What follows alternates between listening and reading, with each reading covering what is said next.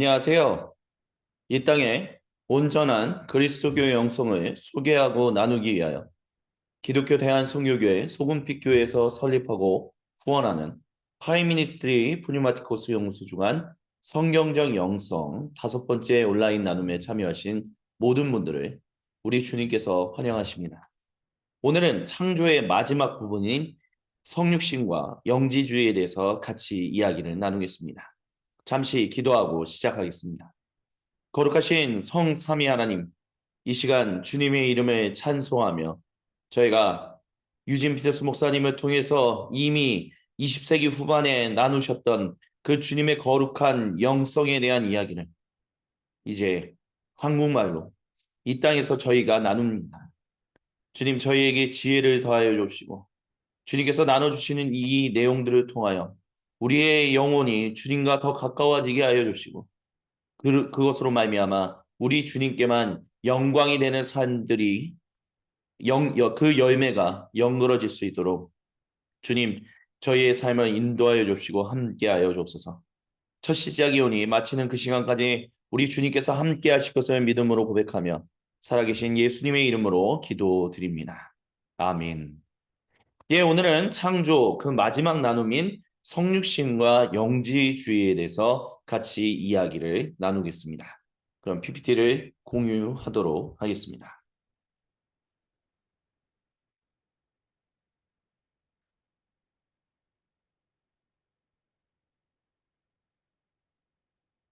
예, 그래서 지금 화면을 공유하고 있고요. 잠시만 기다려 주시면 감사하겠습니다. 음.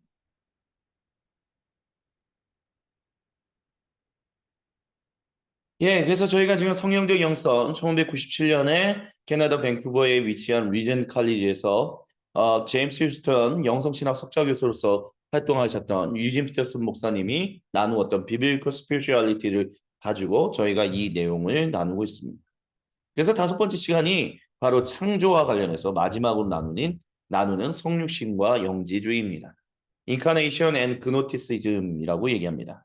혹시 영지주의에 대해서 처음 얘기를 들으셨다라고 할지라도 너무 두려워하거나 조금 낯설어하지 않으셔도 됩니다. 왜냐하면 오늘 여기서 어느 정도는 충분하게 이야기를 나눌 것이기 때문입니다. 유진 피터스 목사님은 이 5번째 나눔 강의를 시작하면서 시편 104편 10절로부터 13절을 인용합니다. 그래서 시편 104편 10절로부터 13절은 다음과 같은 말씀입니다. 제가 세번역 버전으로 봉독해 드릴게요. 주님은 골짜기마다 샘물이 솟아나게 하시어 산과 산 사이로 흐르게 하시니 들짐승이 모두 마시고 목마른 들나귀들이 갈증을 풉니다. 하늘의 새들도 샘 곁에 깃들며 우거진 나뭇잎 사이에서 지저깁니다. 누각 높은 곳에서 산에 물을 대주시니 이 땅은 주님께서 내신 열매로 만족합니다. 라고 기록되어 있습니다. 시편 저자는 주님께서 골짜기마다 샘물이 끊임없이 솟아나게 하시고 또한 산과 산 사이로 흐르게 하신다. 그 모든 일, 우리가 보통 이 땅에서 하고 있는 이 땅에서 우리가 목격하는 자연 현상이 바로 주님께서 그 일을 행하시기 때문에 운영되고 있는 것이다. 이루어지고 있는 것이다라고 이야기합니다. 그리고 포스티미스 교수님 같은 경우는 이 시편 104편의 말씀을 가지고 주님은 지금도 계속해서 창조하시고 계시다라고 얘기합니다. 창조하신다라는 얘기는 무엇이냐면 주님이 계속해서 끊임없이 이 땅에서 그 창조의 놀라운 일들이 열매 맺도록 그 모든 것들이 운행하도록 말씀하시고 행하게끔 하시고 이것들을 다 가이드하고 계시다 이렇게 얘기한다라는 것입니다. 그렇기 때문에 주님의 창조는 그創세기 1, 2장이 나오는 그때만 창조가 일어나고 창조가 끝난 것이 아니라 지금도 계속해서 일어나는 일이다라고 유진 피터스 목사님이 얘기합니다.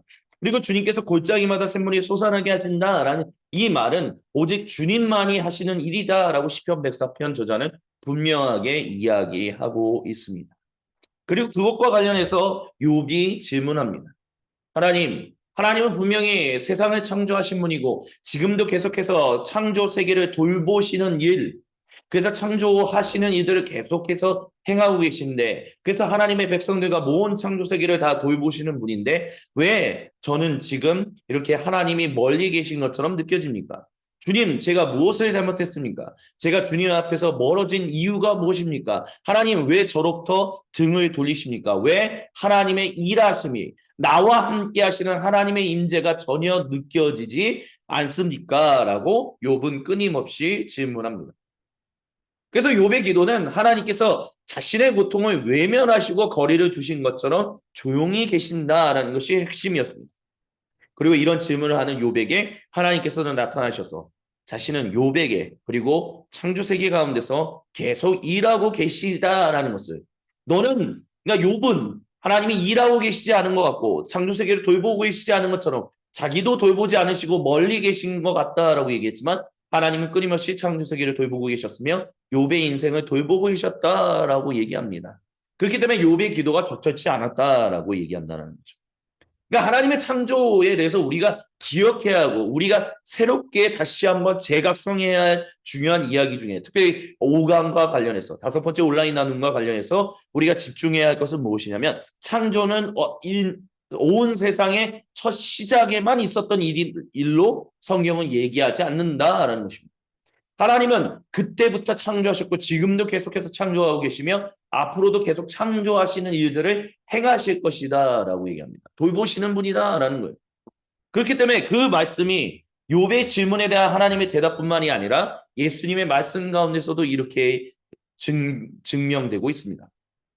요한복음서 5장 17절에서 예수님이 내 아버지께서 지금까지 일하고 계시니 나도 일한다 라고 말씀하신다라는 것이죠.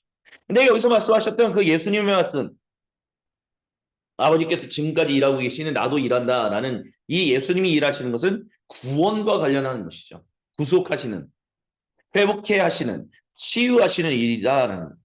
그렇기 때문에 아버지 하나님과, 유진비터 목사님은 아버지 하나님이 계속해서 창조 세계를 돌보시고 모든 사람들을 돌보시는 그 일들, 그 창조하는 일이 예수님의 구속과 관련해서 연관되기 때문에 결국 성경이 증거하는 창조 이야기는 구원과 떨어질래야 떨어질 수 없는 얘기다라고 얘기합니다. 그래서 뭐라고 얘기하냐면, 성경이 말하는 창조 이야기는 단순히 우리를 둘러싼 환경의 시작을 말하는 것만이 아닌 우리와 우리 주변에 있는 모든 것들이 어떻게 영원한 생명을 얻게 되는지를 말하고 있습니다 라고 얘기합니다. 그리고 이 구원과 연결되는 창조 이야기를 긴밀하게 연결시킨 사람을 유진 피터스 목사님은 사도 요한이다 라고 얘기합니다. 성경에서 창조 이야기를 그 누구보다도 가장 중요하게, 근데 그것을 예수님의 구원, 예수님의 구속하심과 긴밀하게 연결해서 얘기하는 사람이 바로 사도 요한이다라는 것입니다. 근데 그 사도 요한이 무엇을 얘기했습니까? 우리에게 오신 예수님. 그래서 유진 피터스 목사님은 뭐라고 했다라고 말씀을 드렸죠? 세상을 창조하신 말씀이 성육신하셔서 임마누엘로 우리에게 오셨는데, 그 임마누엘 하나님은 바로 누구시다? 우리의 옆집의 이웃으로 이사 오셨다라고 메시지 성경에서 표현했다라는 것입니다. 그래서 그 강좌에서 이주인 피터스 목사님이 자신의 어린 시절 기억에 대해서 이야기를, 읽어보신 분들은 아시겠지만 잠깐 짧게 설명하자면, 그 유진 피터스 목사님이 어린 시절을 보냈던 1930년부터 50년의 사이인, 그러니까 뭐 40년대, 그때는 이제 몬타나라는 지역은 굉장히 이제 뭐 깡촌 시골이었다, 뭐 굳이 표현하면 그렇게 얘기할 수 있는 거예요. 근데 그곳에서 살고 있던 이 유진 피터스 목사님에게 이제 옆집에 누군가가 있었는데 굉장히 대도시, 동부의 대도시에서 어느 가족이 이사 왔다는 거예요. 근데 미국은 워낙 땅이 넓잖아요. 그러니까 먼저 사람이 먼저 이사 오는 거, 사람과 짐이 같이 오는 게 아니라 이삿짐이 먼저 들어오고 그 다음에 사람들이 이제 뒤이어서 이제 이사 오게 되는데, 이삿짐이 이제 그 집에 들어가는 것을 보면서, 그래서 물건을 이렇게 나르잖아요, 이삿짐을. 그래, 그 집으로 들어가는 이삿짐을 보면서 어떤 사람들이 올까, 어떤 일들일까, 막 이런 것들에 대해서 굉장히 상상했다라고 얘기를 해요. 그리고 이제 실제로 그 집에 이제 사람들이 왔을 때 이제 좀 친하게 지내고 싶어서 이제 어머니가 이제 만든 어떤 뭐 팬케이크였었나요? 그걸 가지고 이렇게 접하러 갔는데, 그 집안 사람들은 이렇게 조금 뭐라 그럴까요? 이 가족과 이렇게 유진터스 목사님하고 이렇게 왕래하려고 하지 않는, 좀 그렇게 프렌들리는 하지 않았다, 친절하거나 우호적이진 않았다, 뭐 그런 기억에 대해서 이제 얘기를 하는 거예요. 근데 유진 피터스 목사님이, 그러니까 사도 요한이 성육신 하신 말씀이신 예수님에 대해서 얘기할 때 사도 요한은 그 복음서를 기록할 때 이것을 우리에게 오신 이라고 했는데 이것을 가리켜서 유지미터스 목사님은 우리에게 이웃으로 오신 예수님 이것만큼 자신의 어떤 어릴 적 경험과 사도 요한의 어떤 이런 상상력이 하나 되는 것이 또 어디 있을까라고 해서 이제 이렇게 표현했다라고 얘기를 해요.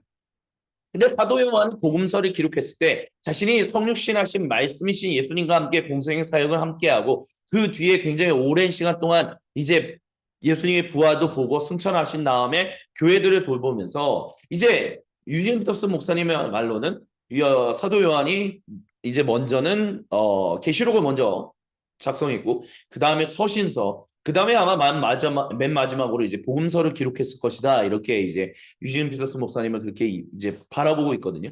근데 이 장로 요한, 이 사도 요한이 복음서를 기록할 때, 그러니까 굉장히 그의 인생 말년에 이제 이 복음서를 기록하게 되는 것인데, 거의 한 AD 95년 이후다라는 거죠. 근데 그 이후에 이 복음서를 기록하면서 자기에게로 이 땅으로 오셨던 성육신하신 하나님 그 말씀 세상을 창조하셨던 하나님의 근원 말씀 그 하나님에 대해서 뭐라고 표현했냐면 우리 가운데 오셨다라고 우리에게 오셨다라는 거 그 어떤 사람들에게 어떤 상상력을 거룩한 상상력을 자극하는 그런 표현을 사용했다라는 거예요. 그래서 유지미터스 목사님은 그 사도 요한이 거룩한 상상력을 통해서 그렇게 표현한 임마누엘을 이제 자신의 어떤 어릴 때의 경험과 연관시켜서 이제 이웃으로 오셨다라는 어떤 그런 거룩한 상상력을 불러일으키는 그 단어로 표현했다라고 얘기한다는 거예요. 근데 하나님께서 거주하셨다라는 거예요. 그러니까 우리에게로 오셨다라는 것은 우리에게로 거주하셨다라는 말이죠. 그리고 이 단어가 이제 고대 그리스어로 스케노라는 단어를 사용했습니다. 사도 요한이 그렇게 사용했다는 거죠. 그래서 하나님께서 거주하셨다라고 표현하는 고대 그리스어 단어가 스케노인데 이에 상응하는 그러니까 이제 70인역이라는 구약 성경을 고대 그리스어로 번역한 성경에 이것과 상응하는 단어, 그러니까 스케노라는 말로 이제 히브리어를 번역했었는데, 그러니까 70인역의 이제 성경 번역자들이 그러면 스케노라고 70인역에서 번역된 이 말에 원래 히브리어는 무슨 단어가 사용됐냐라고 했었을 때 그 고대 히브리어 단어는 쉐칸이다라고 얘기해요. 그리고 이 쉐칸에로부터 쉐카이나라는 말이 등장합니다. 쉐카이나는 말은 사실은 성경에 완전하게 등장하는 말은 아니에요. 근데 이 쉐카이나라는 말은 이제 바벨론 포로 시절에 무너진 성전이 다시 세워지기를 바라는 그때 발전된 신앙의 이야기다라고 이야기합니다. 그러니까 쉐카이나 영광 이제 다윗의 장막이라고 이제 목사님 스캇 브레너 목사님이 이끄셨던 다윗의 장막이라는 이제 제 기억으로 한 1990년부터 2000년대 한 조중반까지 굉장히 지금도 레위 지파라는 그 찬양팀을 이제 이끌고 계시지만 그 다윗의 장막을 이끄셨을 때 굉장히 영동제일교회하고 연결돼서 놀라운 어떤 그런 찬양 사역들을 하셨거든요. 근데 그 찬양 그분 스캇 브레너 목사님이 이제 불렀던 이제 앨범 타이틀 중에 하나가 바로 쉐카이나 영광이었어요. 거주하신 영광이라는 거예요. 근데 이 쉐카이나라는 말이 고대 유대교 그 랍비들이라든지 아니면 바리새인들이라든지 교회 이제 유대인들 회당 지도자들 이들로부터 나온 이 말의 핵심이 뭐냐면 우리에게로 다시 임하시옵소서. 우리를 떠나신 하나님, 우리 이 성전을 떠나신 하나님, 하지만 다시 한번 우리에게 거주하여 주옵소서라고 하면서 쉐카이나라는 말을 썼다는 거예요. 그래서 유진비터스 목사님은 이 쉐카이나에 대해서 이렇게 표현합니다. 포로로부터 귀환한 유대인들은 수룹밥의 성전을 지었다라고 얘기해요. 그래서 비록 굉장히 작은 성전이에요. 이 고대 세계의 다른 수많은 성전들과 거룩한 어떤 신전들과 비교했을 때는 보잘것없는 어떤 그런 건물이었습니다. 그렇지만 포로로부터 귀환한 유대인들이 다시 세우게 된 그 성전에서 하나님을 향하여 예배를 드리기 시작할 때 그들이 수룹밥의 성전을 바라보는 눈빛은 달라졌다라고 얘기해요. 그래서 고대 유대인들은 성전을 하나님께 예배하고 기도하며 하나님을 경험하는 거룩한 성전으로 여기기 시작했는데 그러면서 그들은 쉐카이나라는 말을 이제 발전시켰다는 말. 그 말이 뭐냐? 이 말이 아까 전에 그 사도 요한 그리고 70인역에서 썼던 그 스케노와 같은 말로서 거주하시는 하나님, 우리에게로 임하시는 하나님, 이웃으로 오시는 하나님, 그들과 함께 하시는 하나님을 고대했다는 것. 그리고 사도 요한은 그 고대 유대인들이 그렇게 바라던 그 하나님이 우리에게로 이제 마침내 오셨는데 그분이 누구시다? 성육신하신 말씀이신 예수님이다라고 선언했다라는 것입니다. 그래서 사도 요한은 우리가 그분이 우리에게 그 고대 유대인들 그렇게 바라던 우리에게로 귀환하소서, 우리에게로 다시 돌아오소서, 이 세상으로 다시 오시옵소서라는 것이 이루어짐으로 말미암아 이제는 그 예루살렘 건물 성전, 헤롯이 지은 성전 안에 임하시는 것이 아니라 주님의 몸된 공동체를 친히 주님의 성전 삼으셨다라고 얘기해요. 그래서 유진 피터스 목사님 뭐라고 얘기하냐면 사도 요한은 그의 복음서에서 이제 그 주님의 몸된 공동체가 이제 하나님이 거주하신 성전이 되었다라는 거예요. 유대인들이 포로로부터 귀환하고 나서부터 그들이 그토록 고대했던 하나님께서 거주하시는, 즉 이웃으로 오시는 일이 아들 예수님을 통해서 이루어졌다라고 말한다는 거죠.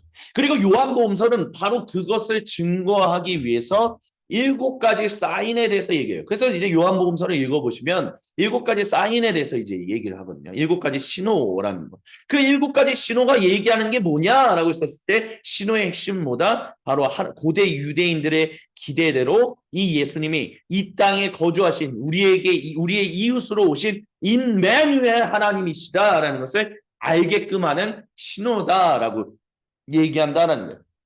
그래서 그것을 다른 말로 한다면 왕이 우리에게로 돌아오셨다라는 것을 보여주는 증거들이 바로 요한복음서에 나타나는 7가지 신호들이다라는 거예요.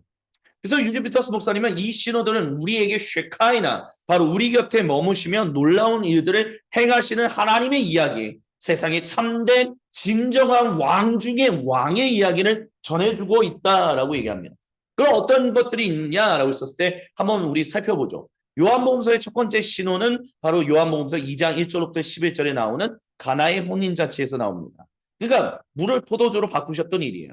그래서 사람들에게는 근데 첫 번째 이 일을 행하셨을 때는 사람들에게 있어서는 특별한 반응이 없었습니다. 오직 제자들만이 예수님이 누구신지를 믿게 되었다라고 사도 요한은 얘기하죠. 그리고 요한복음서에 나오는 두 번째 신호는 바로 왕의 신하의 아들을 고치셨다라는 사건이 나옵니다. 요한복음서 4장 43절부터 54절에 나온 말이죠. 이제 신호인 거죠. 사인, 뭐 기적이다라고도 표현할 수 있을 겁니다. 그래서 왕에게 속한 신하의 아들을 고쳤는데 여기서도 아직까지는 일반 사람들에게 있어서 특별한 반응이 없었고 오직 왕의 신하와 그 가족만이 예수님을 믿었다라고 얘기를 해요.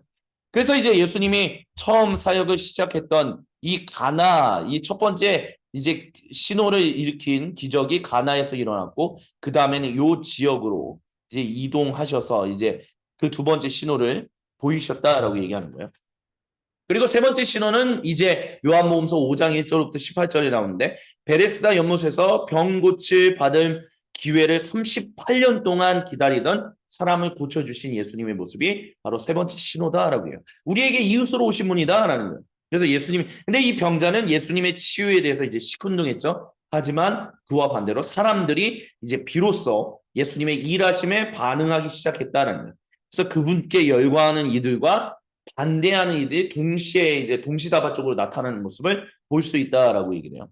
그래서 세 번째 신호 이후에 사람들의 반응이 어땠냐 했을 때 유진 피터스 목사님은 이렇게 얘기합니다. 사도 요한은 사람들 간에 갈리는 반응들이 지극히 당연한 것임을 우리에게 보여준다라고 해요. 하지만 요한은 그럼에도 우리와 함께 거주하시는 슈카이나를 마침내 이루신 하나님은 영원토록 온전한 사실 그 자체를 팩트 그 자체며 우리를 살리시는 분이다라고 고백을 합니다. 특별히 유진 미터스 목사님은 세 번째 신호와 얽힌 재밌는 비유가 있다라고 사도 요한이 그것을 보여준다라고 얘기해요. 첫 번째는 광야에서 38년 동안 헤맸던 고대 이스라엘 민족과 이 38년 된 병자가 연결될 수 있는, 그러니까 그거를 읽으면 이것을 연결시켜서 볼 수 있다는 거예요. 그리고 두 번째는 뭐냐면 고대 이스라엘 민족을 이끌고 팔레스타인으로 들어간 여호수아와 병자를 고쳐주신 예수님. 왜냐하면 예수님이란 말이 원래 히브리어로 이렇게 어원을 따지면 사실 조슈아, 여호수아와 긴밀하게 예슈아라는 말입니다. 여호수아라는 말이 예슈아라는 말과 긴밀하게 연관된다는 거예요. 그래서 유진 피터슨 목사님은 뭐라고 얘기하냐면 사도 요한은 예수님을 통해 38년 된 병자가 고침받는 일을 통하여 주후 1세기 당시 유대인들이 기다리고 있던 그분이 바로 이웃으로 오시는 하나님께서 지금 여기 계시다라고 이야기한다는 거예요. 그러니까 요 38년 된 병자를 고치시고 그 이름이 바로 예수님이다라는 것을 이제 고대 유대인들이 너무나 잘 알고 있었던 이 마침내 하나님의 땅으로 진격하게끔 이제 그 진격하기 전까지 광야에서 헤맸던 그 38년을 기억하고 그리고 이제 마침내 그 땅으로 들어간 여호수아를 생각하게끔 한다는 거예요. 그러니까 하나님이 그렇게 하시는 것. 그러니까 긴밀한 어떤 사도 요한의 거룩한 상상력을 불러일으키는 어떤 그런 이야기가 여기서 찾아볼 수 있다라고 지금 얘기하고 있는 것입니다. 그리고 네 번째 신호는 요한복음서 6장 1절부터 15절에 나오는 오병이어의 기적입니다. 이거는 유일하게 사복음서에 다 나오는 내용이죠. 그런데 이제 요한복음서에는 마테마가 누가복음서에 기록되어 있지 않은 내용이 나와요. 오병이어 사건을 이제 경험한 사람들이 이 군중이 예수님을 억지로 왕으로 세우고자 했는데 그들을 피하셨다라는 것. 그게 네 번째 신호다라는 거죠. 그리고 다섯 번째 신호는 요한복음서 9장 1절부터 41절에 나오는데 태어날 때부터 보지 못했던 사람을 고치시는 예수님의 모습이 바로 다섯 번째 신호다라고 그래요. 그래서 예수님을 주님으로 믿은 고침받은 사람과 예수님을 대적하는 바리새인들의 반응을 극명하게 보여주는 그 모습이 이 다섯 번째 신호와 연관해서 나타난다라고 얘기합니다. 그리고 요한복음서의 여섯 번째 신호는 바로 11장 1절부터 44절이 나오죠. 죽은 나사로를 살리신 예수님. 그래서 예수님이 이그 사건으로 인해서 결정적으로 이제 예수님이 구세주이심을 믿는 사람들과 예수님과 나사로를 죽이고자 하는 적대자들의 모습이 굉장히 극명해요. 그러니까 갈등이 점점 커지다가 마침내 분출하게 되는 거의 극에 달하는 모습이 요한복음서의 여섯 번째 신호와 나타난다라고 나옵니다. 그러면서 이제 이 일곱 번째 사용된 이것에서 이제 또한 이 어떤 일곱 가지 신호와 더불어서 또한 사도 요한이 제시하는 예수님이 성육신하신 말씀이다. 하나님 말씀이다라고. 즉 쉐카이나를 그렇게 간절히 바라고 있었던 고대 유대인들의 그 이들이 마침내 이루신 분이다라고 얘기하는 것을 예수님의 말씀과 연관해서 얘기해요. 나는 너희에게 이렇게 말한다. 고대 그리스어로는 에고 에임이다라는 거예요. 근데 예수님이 이 말씀을 통해서 나는 너희에게 이렇게 말한다라는 I am 나는 그래서 뭐 이렇게 말한다라고 하지만 더 정확하게 한다면 나는 누구다라고 표현했던 것들. 그것이 고대 이스라엘 백성들을 이제 고대 이집트로부터 구원내기 위해서 모세를 만나셨을 때 그 하나님이 자기 모세가 하나님의 이름을 여쭤봤잖아요. 그때 이제 하나님이 뭐라고 답변하셨냐면 이제 나는 스스로 있는 자라고 이제 표현하셨죠. 야훼 이것을 이제 줄여서 축약형으로 이제 야훼 여호와 이렇게 표현을 하는데 이게 뭐예요? 나는 스스로 있는 자. 너가 나의 이름을 물어보지만 나는 나의 이름을 가르쳐 주지 않는다. 나는 스스로 있는 자. 근데 그것과 연관해서 예수님이 나는 누구다라는 말씀을 총 7번 얘기했다라는 거예요.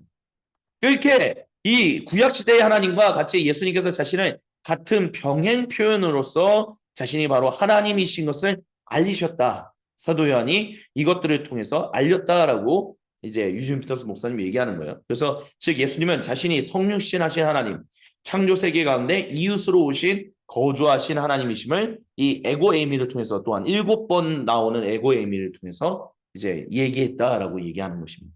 어떤 표현들이 있었냐?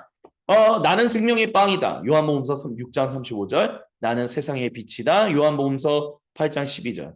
나는 양이 드나드는 문이다. 10장 7절. 나는 선한 목자다. 10장 11절. 나는 부활이요 생명이다. 11장 25절. 나는 길이요 진리요 생명이다. 14장 6절.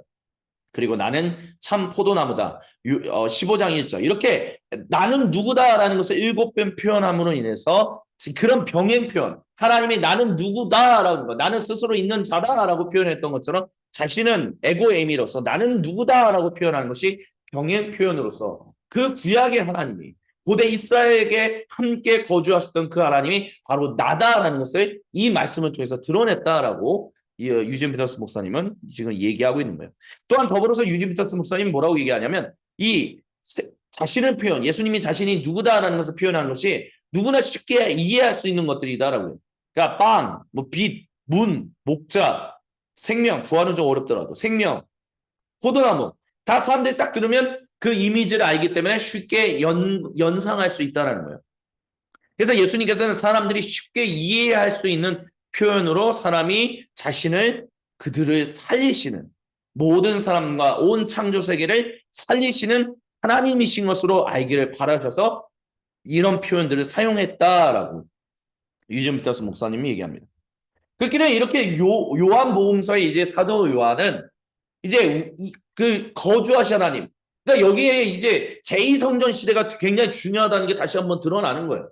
그러니까 제2성전 시대를 제대로 이해하지 못하면 막 율법은 뭐 행위 구원이요, 은혜의 시효이다 이런 말도 안 되는 이원론적인 접근이 이제는 더 이상 통용되지 않는다는 것을 깨닫게 된다는 거예요. 왜요?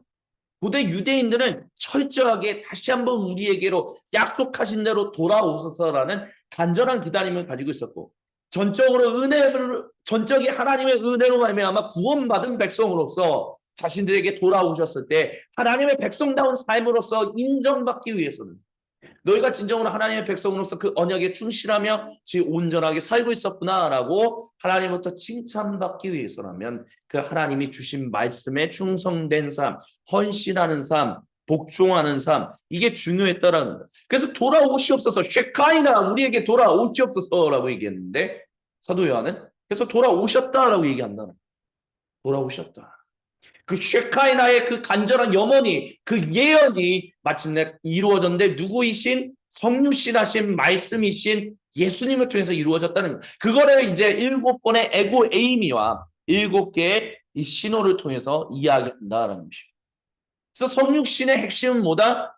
God moved into the neighborhood라는 이웃으로 오신 하나님 곧 예수님이다라는 거예요. 그분이 세상을 구원하시는 분이며 그분이 세상을 그냥 내버려 두시지 않으시는 분, 세상과 함께 하시는 분이다라는 거예요. 특별히 쉐카이나라고 얘기했었을 때 한번 생각해 보십시오. 제2성전 시대의 유대인들이 우리에게로 돌아오시옵소서라고 했었을 때 하나님이 완전히 철저하게 완전히 그들을 완전히 배격하시고 완전히 멀리 하셔서 아예 신경도 안 쓰셨습니까? 아니잖아요. 다니엘서를 읽어보십시오. 에스더서를 읽어보십시오. 그리고 그 뒤에 나오는 수많은 말씀들을 읽어보십시오. 하나님은 시시때때로 비록 우리가 제2성전 가운데 임재하시지는 않았지만 쉐칸하시지 않았지만 그래도 끊임없이 돌보시고 약속을 이루신다고 확증을 주시며 일하시는 분 그래서 격려하시고 힘을 붙들어 주시고 다시 살려주시겠다라고 약속하시는 분 다니엘서에 그 나오는 7장부터 12장에 나오는 모든 환상이 그것과 연관되는 것입니다. 에스더서에 마침 불임절을 지키게 된 모든 사람들이 모든 유대인들이 하만의 수책에 빠져서 죽지 않고 살게 된 것이 바로 하나님 우리를 돌보시기 때문이다라는 그 믿음을 가지고 있었잖아요. 그 하나님이 돌보신다라는 믿음은 쉐카이나 우리에게 인재하여 주옵소서라고 간절히 바라는 가운데서도 그들의 믿음 가운데 계속 있었다는 거예요. 왜? 하나님은 절대로 우리를 완전히 철저하게 배격하시는 분이 아니라 우리와 그래도 끊임없이 우리를 구원하시며 우리를 살도록 창조하시는 하나님이다라고 얘기한다는 거예요. 근데 그것이 완전하게 드러나게 하여 주옵소서가 바로 쉐카이나를 부르짖었던 유대인들의 핵심이었다는 거예요. 하나님이 우리를 창조하시고 우리를 구원하시는 이들을 계속해서 순간순간 하시지만 그것이 완전하게 드러나지 않았습니다. 그러니 주님 성전의 제2성전에 임하기만 하신다면 수르바벨 성전에 임하신다면 그 모든 일이 완전하게 이루어질 것입니다. 그것이 고대 유대인들 제2성전 시대 유대인들이 간절히 바라고 원하고 소망하고 외쳤던 믿음이었다라는 거예요. 그리고 그 믿음을 바탕으로 유대인 출신의 사도 요한은 그 쉐카이나의 그 모든 것 완전하게 우리에게 임재하시는 그 성실하신 말씀이 그 일을 이루셨다라고 선언하고 있다는 것입니다. 그래서 우리 교회는 마침내 그 우리가 간절히 바라는 그 완전히 이루어졌다라고 얘기한다는 거예요. 그래서 그 약속이 완전히 성취되었기 때문에 이제는 우리는 그 완전히 성취된 약속을 세상 가운데 전가해서 지금 임마누엘 하나님이 여기 우리와 나와 당신과 세상 가운데 창조세계 가운데 모든 사람들과 함께 더불어 계시다라는 것을, 그래서 이웃으로 거하시며 우리와 관계를 맺어가신다라는 것을 증거하는 증인으로서 살아가는 것이다라고 유진 피터스 목사님은 얘기하고 있다라고 우리는 확신해야 합니다. 근데 이 성육신을 반대하는 세력들이 초대교회 때부터 주 1세기 때부터 있었어요. 그들이 누구냐? 영지주의라는 말입니다. 기노스토코스라고 표현할 수 있죠. 사도 요한이 살던 그 당시, 특별히 요한복음서, 유진 피터스 목사님이 요한복음서가 언제 기록되었다라고 말씀을 드렸죠. 계시록 다음에 요한서신서, 그 다음에 요한복음서가 기록됐을 것이다. 이렇게 본다는 거. 물론 제가 조금 헷갈릴 수 있습니다. 하지만 유진 피터스 목사님은 일단 먼저는 계시록이 먼저 기록되었다라고 봐요. 그리고 아마 요한서신서가 나중에 기록되고 중간에 복음서가 기록됐다 뭐 이렇게 볼 수도 있지만, 그러니까 복음서와 서신서가 먼저 또는 나중에 이럴 수는 있지만 어쨌든 계시록 이후에 복음서가 기록되었다라고 유진 피터스 목사님은 분명히 얘기합니다. 그러면 사도 요한이 보통 그 계시록을 접수한 때가 언제냐라고 했었을 때 그가 바트모섬, 바트모스 섬이라고 지금 우리가 얘기하고 있는 그 바트모스 섬에 유배당했을 당시가 AD 주 1세기 95년경이다라고 얘기합니다.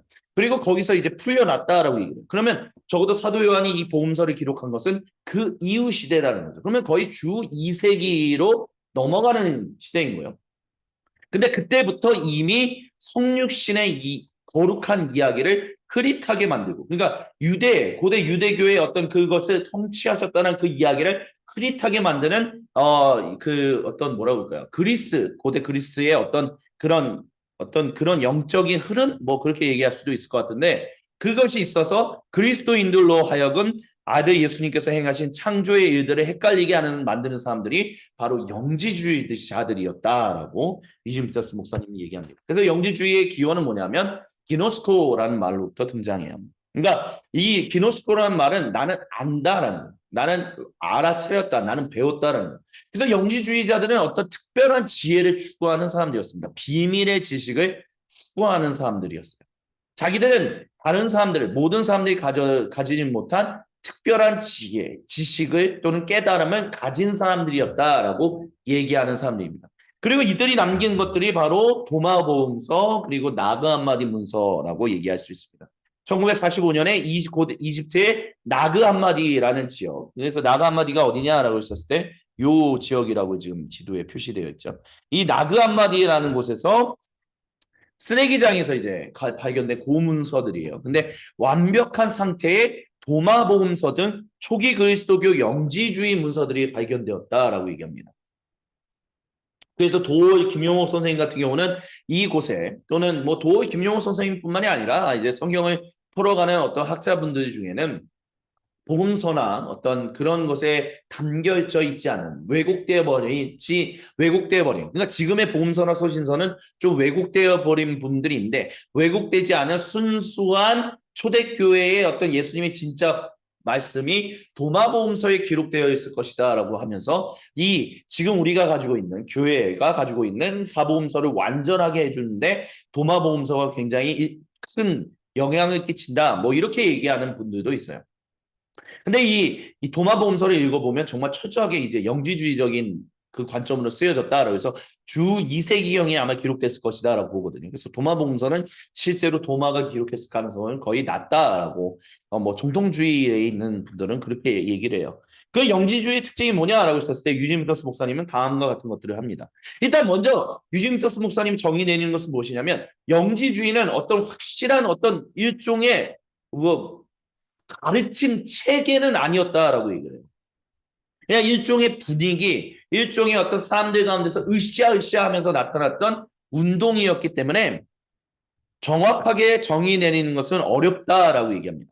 하지만 그럼에도 불구하고 이 고대 유대교로부터 연결되는 그 고대 유대인들이 바라던 그 쉐카이나가 마침내 임하셨다라는 것이 완전히 성취되었다라고 얘기하는 그 유대 그리스도교와 대비되는 특징은 명확하다라고 얘기를 해요. 그래서 그 다른 특징이 뭐냐라고 했었을 때 영지주의의 특징 첫 번째는 물질, 그러니까 이런 물질인 육체와 이 세상, 물질로 이루어진 이 세상은 악하다라고 얘기했다는 거예요. 근데 그리스도교는 이것과 반대로 물질을 하나님의 선한 창조에서 한 부분으로 봅니다. 그래서 그것이 예시가 뭐냐? 사도 요한이 얘기한 성육신하신 하나님이다. 그리고 영지주의의 두 번째 특징은 어떤 이 방금 전에 말씀드렸던 것처럼 어떤 특정한 소수에게만 해당하는 내적 지혜, 그것만 추구했다는 거예요. 모든 사람들에게 보편적으로 지혜가 주어지지 않는다는 거예요. 비밀스러운 지혜가 아주 특별한 사람들에게만 임하기 때문에 그 특별한 사람들은 다른 사람들보다 좀 더 나은 존재, 이런 식으로 된다는 거예요. 오늘날 뭐 신천지가 추구하는 그런 거하고 따로 다를 바가 없다라고 얘기할 수 있겠죠. 근데 그것과 다르게 그리스도교는 모두가 알 수 있는 지혜를 얘기했다는 거예요. 그래서 예수님의 그 예시가 예수님의 자기 비유, 에고의 에이미, 나는 포도나무다, 나는 생명의 빵이다, 뭐 이런 것 딱 들어도 모든 사람이 쉽게 그것을 연상해낼 수 있는 표현들, 모두가 알 수 있는 지혜를 얘기했다라는 거예요. 그래서 어떤 분들은 그런 얘기를 해요. 한참 이제 1945년에 이집트의 나가말이라는 곳에서 이제 고대 그리스도교 영지주의적인 문서가 등장하면서 도마복음서가 그런 내용들을 많이 담고 있거든요. 그래서 그 동아보험서가 이제 그런 내용들이 담겨 있는데 그것과 반대로 공간보험서에는 그런 내용들이 거의 등장하지 않는다라고요. 근데 그 중간에 어떤 영지주의적인 어떤 느낌이 그런 학풍이 뭐예요? 여기 복음서, 요한복음서에 등장한다. 그래서 요한복음서를 어떤 면에서는 굉장히 영지주의적인, 초기 영지주의적인, 하지만 그럼에도 불구하고 유대 그리스도교적인 것은 완전히 버리지 않은, 그러니까 애매모호하게 섞여 있는 문서가 바로 요한복음서다라고 얘기하는 사람들도 있습니다. 그렇기 때문에 이런 사람들은 뭐라고 얘기하냐면, 그러니까 영지주의적인 것은 그리스도교가 원래 반대했던 것이 아니다. 그리스도교가 원래 추구했던 건데 어떤 권력 투쟁에 있어서, 그래서 그들이 얘기하는 권력 투쟁이라는 것은 그리스도교가 공인되는 그 시기를 얘기하는 거예요. 그래서 그리스도교가 공인되던 주후에 그 4세기경 313년 뭐 요때쯤, 뭐 325년 381년 요 뭐 니케아 공의회, 뭐 콘스탄티노플 공의회, 요때 어떤 정치적인 암투에 의해서 패배당한, 그래서 지금의 많은 그리스도인들은 이제 깨닫지 못하고 없는 것처럼 인식했지만 원래는 참된 원시 기독교의 모습을, 원시 그리스도교의 모습을 가지고 있는 것이 영주주의다. 그래서 그런 흔적들을 요한복음서에서 찾아볼 수 있다. 이런 얘기들을 하는데 아니다라는 거예요. 유진 피터스 목사님. 그래서 저는 그걸 철저하게 동의합니다. 그들의 성경 해석을 저는 철저하게 틀렸다라고 얘기할 수밖에 없는 게 뭐냐면, 영지주의는 분명히 물질인 육체와 이 세상은 악하다라고 얘기했거든요. 내적 지혜, 소수만의 내적 지혜를 추구했거든요. 근데 요한복음서는 두 가지를 다 배격시킵니다. 그렇기 때문에 요한복음서는 영지주의적인 모습이 전혀 등장하지 않아요. 오히려 영지주의, 사도 요한이 저술한 이 복음서는 굉장히 유대교의 그 쉐카이나 영광, 그것을 간절히 바라던 유대인들의 소망이 마침내 이루어진 것에 대해서 분명하게 선언하고 있는 유대 그리스도교적인 진정한 복음서다라고 얘기할 수 있습니다. 그래서 유진터스 목사님은 이렇게 얘기해요. 사도 요한은 분명히 영지주의를 반대했다라고 얘기합니다. 근데 왜 이렇게까지 유진터스 목사님이, 또한 사도 요한이 이 영지주의를 계속해서 극렬하게 반대하는 일을 왜 추구했느냐? 그래서 그런 것들이 왜 그의 복음서에 기록되어 있느냐? 영지주의가 위험하기 때문이다라고요. 영지주의가 사람들에게 매혹적으로 다가가는데 그게 왜 그래요? 특별히 다른 사람들보다 자신이 더 특별한 위치에 있다는 것을 이야기하고 싶어하는 사람들에게 영지주의는 매력적일 수밖에 없다는 거예요. 근데 그게 아까 전에 신천지와 크게 다를 바가 없다라고 말씀드렸죠. 왜 그래요? 얼마 전에 우연찮게 이제 뭐 유튜브의 알고리즘이라고 하잖아요. 알고리즘인데 우연하게 한 동영상이 보이더라고요. 신천지가 좋은 이유, 이런 거. 신천지 뭐 예수교 춤 이름도 뭐 기억나지도 않지만 어쨌든 그들이 올린 이렇게 동영상을 보면 왜 자기가 어느 교회에서도 얻을 수 없었던 참된 지혜가 여기 있었습니다. 뭐 이런 식의, 여기서 배웠습니다. 그래서 많은 메스를 하는 거죠. 이제 막 졸업식을 하는데 거기 뭐 10만 몇 명이 막 졸업했습니다. 진정으로 성령을 깨닫습니다. 진정으로 뭐 구원을 받았습니다. 뭐 이런 식의 얘기가 거기 동영상에서 한 5분 남짓으로 막 풀어나가고 있는. 근데 그들이 알까요? 14만 4천 명이 굉장히 중요하다는. 이제는 자기들끼리 14만 4천 명을 쌓고 있다는 것을 과연 거기 있는 신천지에 이제 현혹되고 매혹된 사람들은 과연 알까 모르겠습니다. 이제 14만 4천 명이 넘었다라고 하더라고요. 신천지에 속한 이 사람들이 한 30만 명 정도 된다라고 합니다. 근데 중요한 것은요. 원래 이만희 씨가 얘기했던 그 얘기 중에 이제 진정한 구원을 받는 사람은 14만 4천 명. 진짜 숫자 그대로의 문자 그대로의 14만 4천 명이에요. 그래서 어떤 일들이 일어나냐? 그 신천지에 있는 30만 명 중에 진정으로 14만 4천 명이 들어갈 참된 14만 4천 명이 따로 있을 것이다. 자기들끼리 경쟁한다라고 얘기합니다. 근데 이런 사람들이 하는 것, 저는 신천지에 있는 사람들이 전혀 긍휼하다, 정말 안타깝다라고 생각하지, 1도 생각하지 않습니다. 왜냐고요? 그들은 교만해서 거기 빠지는 거거든요. 나는 누구보다 더, 뭐 성경에 대한 열정이 있다고요? 좀 누구보다 더 하나님의 말씀을 알고자 하는 열심이 있다고요? 아니요. 그 열심은 무엇을 향한 열심이냐면 하나님과 친정과 1대1의 친밀한 태연하게 관계를 맺은 그 인격적인 관계를 맺기 위하여 성경을 배우고자 하는 것이 아니라 자기가 다른 사람들보다 더 나아지고 싶어하는 그 욕심 때문에 말씀을 배우고 싶어하는 그 더럽고 추잡한 자기의 욕망을 거룩한 것으로 둔갑시켜서 그렇게 하고 있기 때문에 신천지에 속해 있는 사람들은 한 명도 불쌍한 사람들이 없습니다. 왜냐고요? 자기들이 뿌린 대로 거두고 있기 때문에 그렇습니다. 지금도요. 강속에 신천지에 교회 하나가 있습니다. 근데 맨날 뭐 편지를 보내요. 뭐 시시때때로 한 2주, 3주마다 하나씩 보냈다. 열어보지도 않습니다. 처음에는 그냥 따지는 편지를 쓸까 하다가 그런 것도 시간 낭비다라고 생각해서 보내지도 않고 그냥 버려버립니다. 왜 버려버리냐? 뭐 자기들이 뭐 진짜 복음이다 뭐 이런 식의 얘기를 하겠죠. 자기들이 특정한 지혜, 일반 교회가 가지지 못한 진정한 지혜를 이만희로부터라는 가짜 인간으로부터 받았다라고 얘기하기 때문에 그렇습니다. 근데 그 안에 속해 있는 사람들이 이만희에게 속고 있는 사람들이 아니라 스스로를 속이고 있는 거죠. 나는 다른 사람들보다 특정한 하나님의 지혜, 비밀의 지혜를 알고 있어. 근데 그게 영지주의다라는 것입니다. 가증스러운 것이다라는 거죠. 굉장히 위험한 것이다라는 것입니다. 사도 요한이 마주했던 그 위험이 바로 이런 것들이었습니다. 그렇기 때문에 제가 굉장히 다른 어떤 것들보다 신천지에 대해서 극렬하게 비난하고 비판하는 이유가 바로 그것입니다. 신천지에 빠져 있는 사람들, 회개하고 돌아올 수밖에 없는 교만에 빠져 있는 사람들이다라는 것을 얘기할 수밖에 없는 이유는 이런 영지주의적인 것들을 추구하는 사람이기 때문입니다. 그리고 유진 베타스 목사님이 이런 얘기를 해요. 우리가 영지주의의 위험으로부터 벗어날 수 있는 가장 좋은 방법은 그것을 피하는 것이다라는 것입니다. 무서워서 피하는 것이 아니라 더러운 것이기 때문에 피하는 것이다는. 그리고 유진 베타스 목사님이 또 이런 얘기를 합니다. 하나님께서 얼마나 우리의 일상을, 이 세상을, 이 창조 세계를 중요시 여기시는지를 우리는 성경만 읽으면 알 수 있다라고 얘기합니다. 모두가 다 할 수 있다는 거죠. 근데 그들은 안다라고 하는데 정작 그걸 몰라요. 신천지에 빠져 있는 사람들은. 우리는 우리의 일상을 아무것도 아닌 것으로 만들어버리는 이런 영지주의에 맞서서 정말 창조 세계를 온전히 세상을 창조하시고 구원하시는 이들을 행하시는 그 하나님의 일에 온전히 참여할 수 있어야 한다라고 얘기합니다. 그러니까요. 어떤 분들은 정말 신 목사님이라는 분이 계십니다. 오랫동안 이제 신천지에 빠져 있다가 이제 그게 틀렸다는 것을 알고 나와서 그런 상담들을 해주시는 일들을 하시는 거죠. 그분들은 그 신천지에 빠져 있는 사람들 긍휼히 여기기 때문에 끊임없이 그 일들을 하고 계시다라고 합니다. 그래서 제가 뭐 그분들을 긍휼히 여기지 않는다고 해서 중요한 것은 하나님이 그들을 긍휼히 여기지 않는다? 뭐 이렇게 얘기하는 건 아니에요. 뭐 제가 하나님은 아니니까요.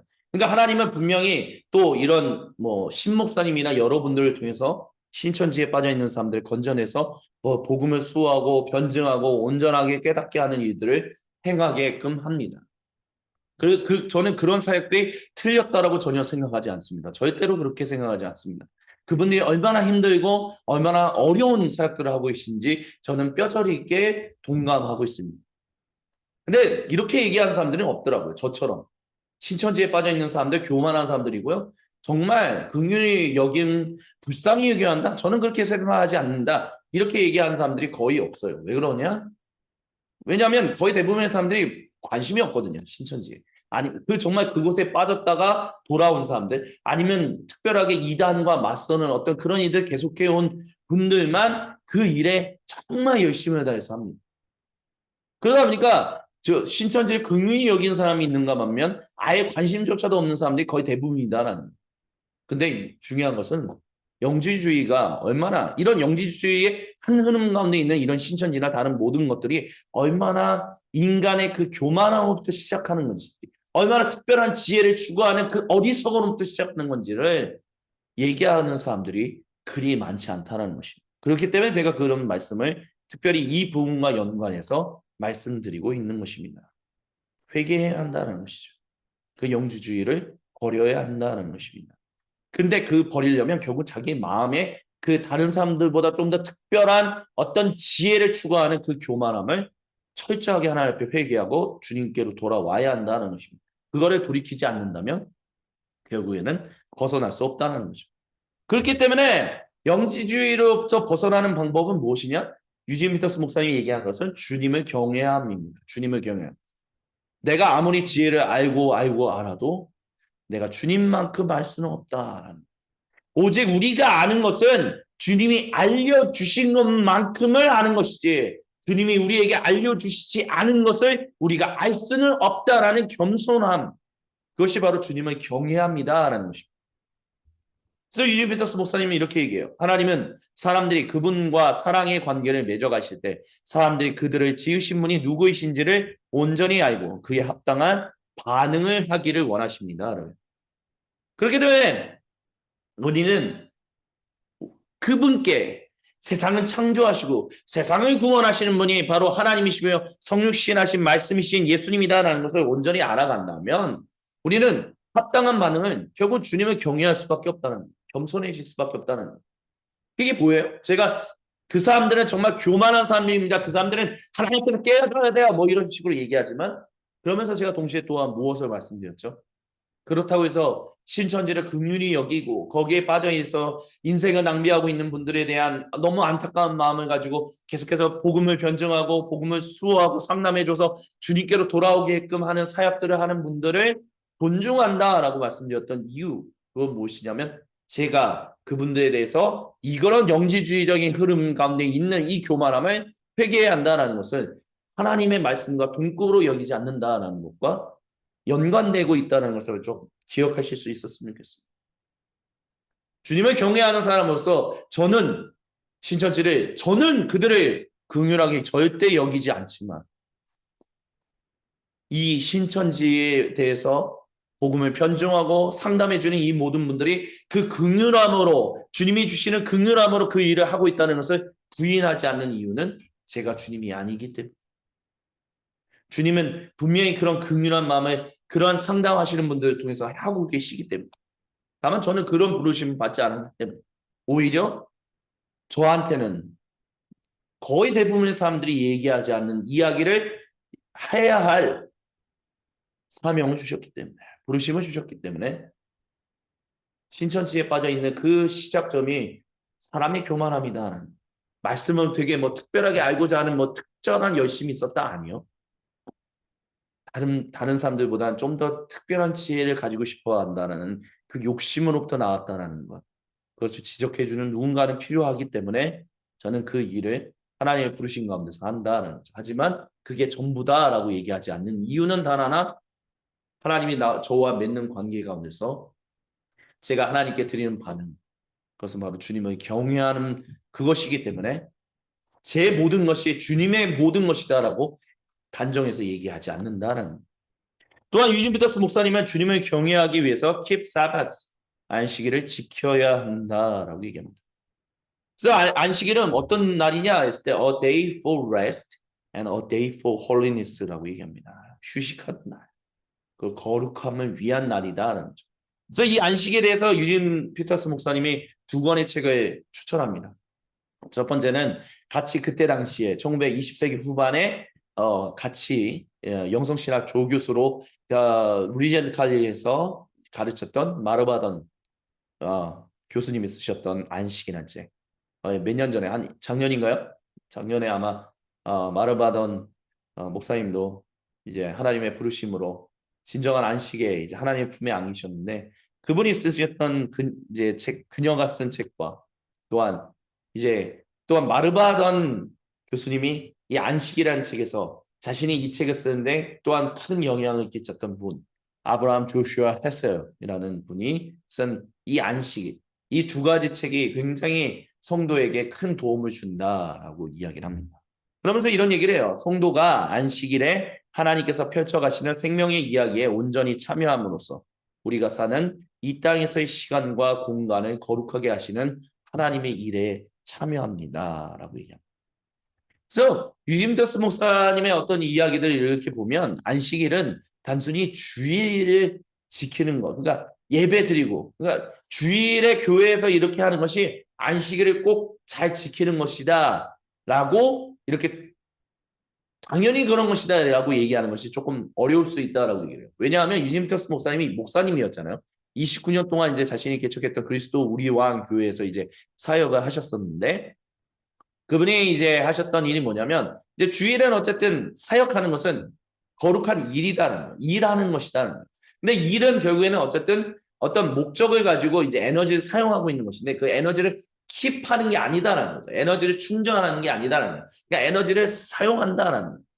그래서 뭐 아침에 예배를 드리고 뭐 저녁에 이제 또한 성경 공부하고 이런 부분으로 인해서 주일은 어쨌든 에너지를 성도님들을 세우는 일에 성도님들을 격려하는 일에 그래서 신방을 가고 여러 가지 일들을 하는데 그렇기 때문에 이 주일에 에너지를 썼다면 이제 자신의 에너지를 이게 자신의 어떤 활력, 생명력을 이제는 킵하는 날, 보존하는 날, 다시 채우는 날은 월요일이다라고 하면서 이제 휴식을 취한 거예요. 그래서 그날에는 뭐 말씀을 읽고 또한 기도하고 뭐 그때 당시에는 뭐 휴대폰이 이제 뭐 나오던 시기니까요. 휴대폰이라든지 이메일로부터 멀리 함으로 인해서 뭐 아내와 함께 산책을 간다든지 아니면 산을 이제 트레킹한다든지 이제 등산을 하는 거죠. 등산을 한다든지 이러면서 자연 뭐 창조와 특별하게 관련해서 하나님의 창조 세계 가운데서 일하시는 그 하나님. 그래서 지난 시간에 말씀드렸던 게 뭐예요?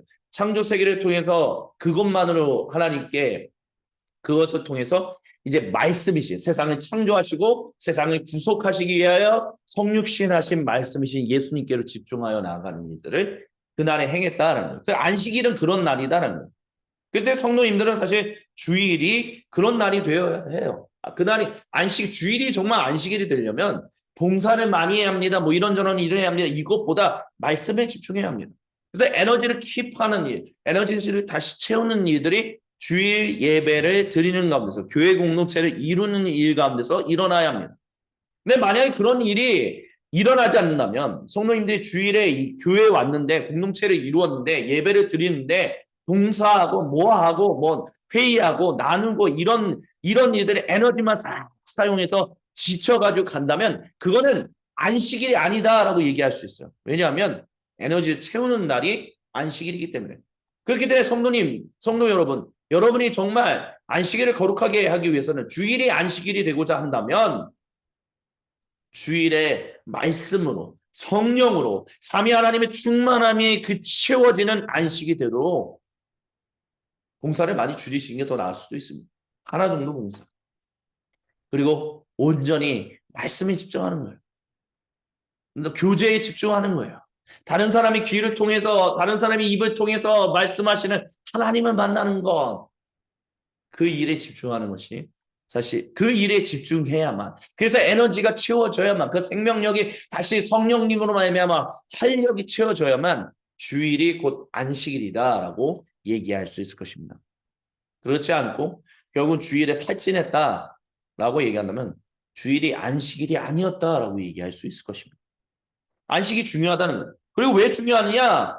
성도가 안식함으로써 이 세상이 회복되기 때문에 출애굽기 20장 11절 내가 엿새 동안 하늘과 땅과 바다와 그 안에 있는 모든 것을 만들고 이렛 날에는 쉬었다.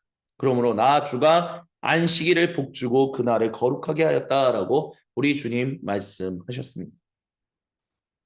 주님은 시편 104편에 뭐라고 얘기했어요? 주님은 끈을 계속해서 일하고 계셨다는 거예요. 요한복음서에서도 아버지 하나님께서 창조 때부터 지금까지 계속 쉬지 않고 안식하지 않으시고 일하고 계시니 근데 쉬셨다라고 했잖아요. 그럼 뭐 위해서 쉬셨느냐? 우리에게 우리가 하나님의 창조물로서 어떻게 살아가야 하는지에 대해서 보여주시기 위해서 하나님이 그날을 거룩하게 하시고자 일부러 먼저 쉬셨다라고 얘기한다. 쉬신 적이 없지만 우리를 위해서 쉬셨다라는. 그래서 우리는 이 안식을 온전하게 함으로 말미암아 일과 예배가 거룩해진다라고 얘기할 수 있습니다. Your work is holy. 진정으로 성도님들이 주일에 공동체를 이루어서 성도의 교제를 나누고 주일 예배를 함께 주님께 드리고 이런 모든 일들을 통해서 채워진다면, 말씀과 성령으로 채워진다면, 하나님의 충만한 가운데 거한다면, 쉐카이나가 이루어진다면 당신이 월요일부터 토요일까지 하는 모든 일들은 거룩할 수밖에 없다는 거예요. 그리고 당신의 예배는 거룩할 수밖에 없다는 것입니다.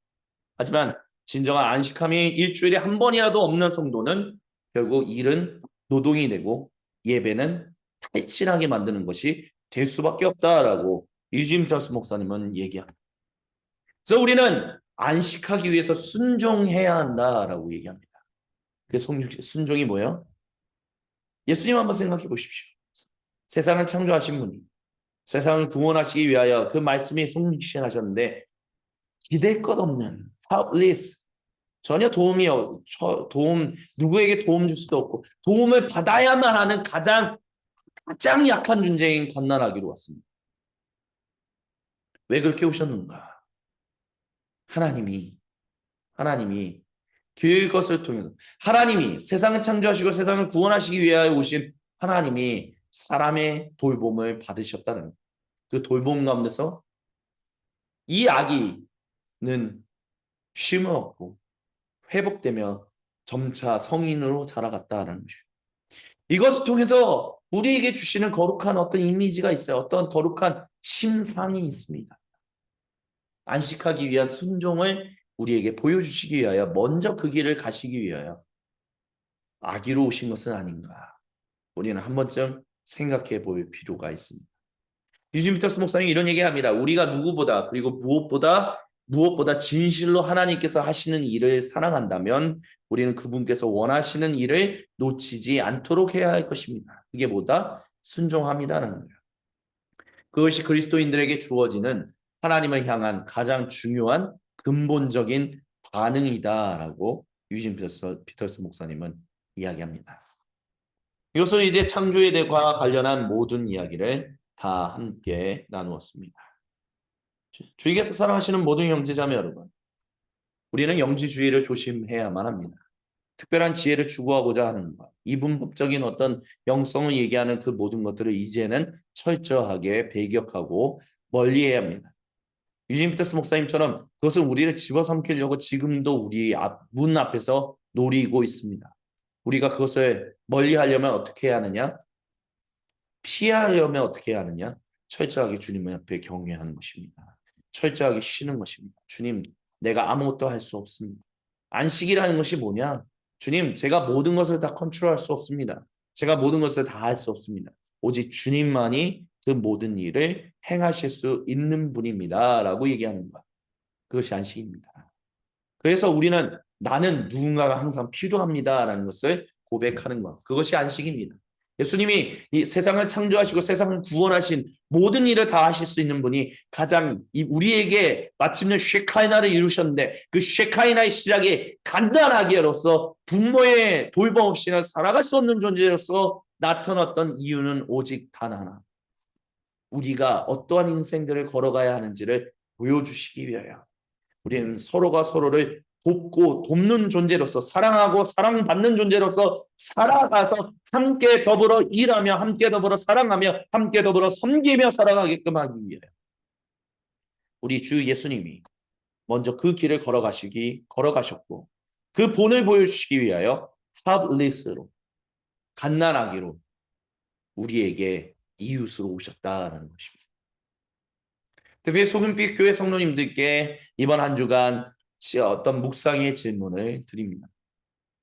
주님께서 사랑하시는 모든 소금빛 교회 성도님들, 여러분은 혹시 과거의 어느 때 그리고 지금 이 순간에도 혹시 나는 다른 사람들보다 더한 하나님의 지혜를 가지기를 바란다. 이런 혹시 욕심을 가지고 계시진 않으십니까?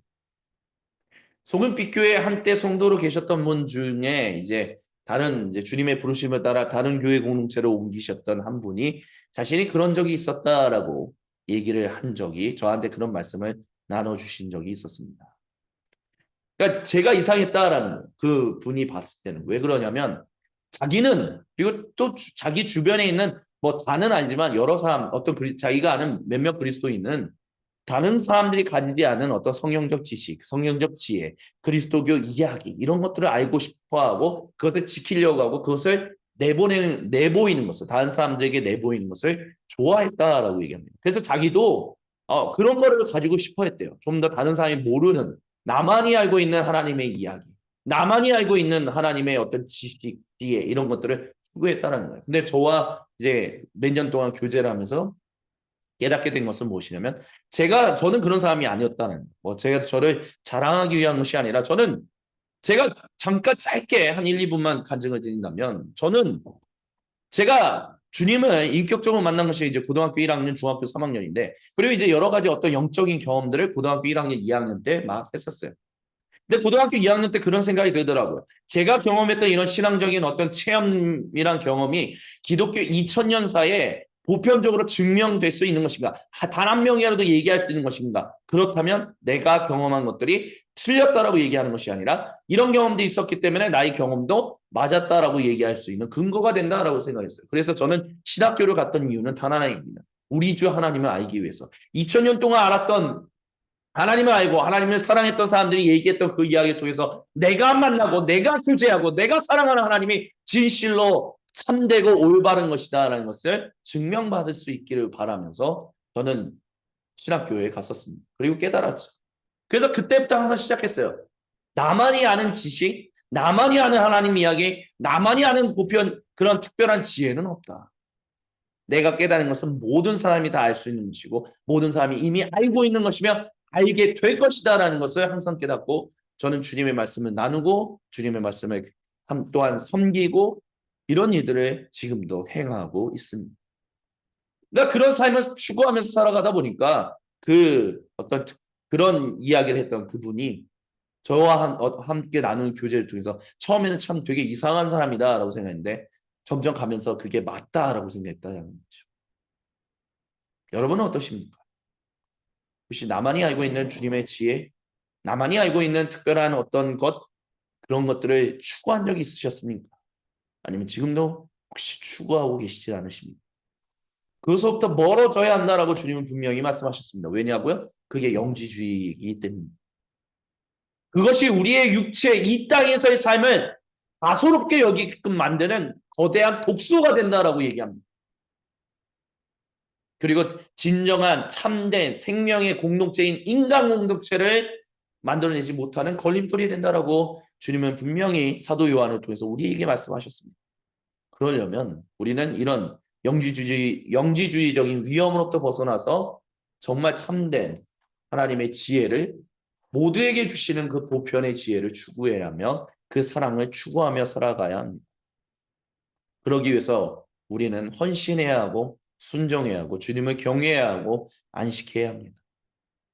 주님께서 사랑하시는 소금빛 교회 성도님들 일주일 동안 한번 생각해 보십시오. 일주일 동안 주님 앞에 나가 보십시오. 나는 그러지 지금도 특별한 지혜를 추구하고 있지는 않은가? 이 땅에서의 삶을 하찮게 여기고 있지 않은가? 이 모든 게 영지주의적이고 청지기적인 하나님 백성된 진정한 삶을 방해하는 걸림돌인데, 주님, 이것으로부터 제가 벗어날 수 있게 어떻게 하면 주님을 더 경외할 수 있습니까? 어떻게 하면 제가 진실로 안식할 수 있습니까? 그것을 추구하시며 이번 돌아온 주일에 소그룹 모임에서 그 모든 이야기들을 가감 없이 다 나누시고 서로가 서로를 위해서 기도하고 격려하는 그런 참된 생명의 교제를 나누는 시간을 가지시기를 우리 주님의 이름으로 부탁드립니다. 제가 기도하고 다섯 번째 성경적 영성 온라인 나눔을 마무리하겠습니다. 성삼위 하나님, 성부, 성자, 성령 거룩하신 한 분 하나님, 주님 우리가 특별한 지혜를 추구하지 않게 하여 주옵소서. 우리가 이 땅에서의 내 육체를 가지고 살아가는 이 삶을 소홀하거나 업소히 여기는 안타까운 인생을 살아가지 않도록 주님 우리와 함께하여 주시옵소서. 주님, 오직 주님만을 진실로 경외하며 살기 원합니다. 내가 내 자신을 너무나 특별하게 여기는 일을 하지 않기를 소망합니다. 진정한 참된 생명의 공동체, 인간 공동체, 영혼을 가진 존재로서의 공동체를 이루는데 내가 함께하기를 원합니다. 주님, 제가 참된 안식을 누리면서 살아갈 수 있도록 주여 저를 인도하여 주시고 함께하여 주옵소서. 아직도 내 마음 가운데 내 인생 가운데 특별한 인생을 추구하며 특별한 지혜를 추구하며 남들보다 좀 더 다른 이 땅에서의 삶을 하찮게 여기는 어떤 그런 것들이 있다면 주님 우리가 이 시간 이번 한 주간 철저하게 회개하고 주님 앞에서 돌이켜 참된 주님이 부르시는 그 임마누엘로 그 임마누엘 하나님으로 하나님께로 나아갈 수 있도록 주여 우리를 인도하여 주옵소서. 주님께 모든 영광과 감사와 찬양을 올려드리며 우리 주 살아계신 그리스도 예수님의 이름으로 기도드립니다. 아멘. 예, 다섯 번째 나눔을 함께 해주신 모든 분들께 감사를 드립니다. 여섯 번째 온라인 나눔 이제 구원과 관련해서 구원, 고통이라는 주제로 다시 찾아뵙겠습니다. 감사합니다. 수고하셨습니다.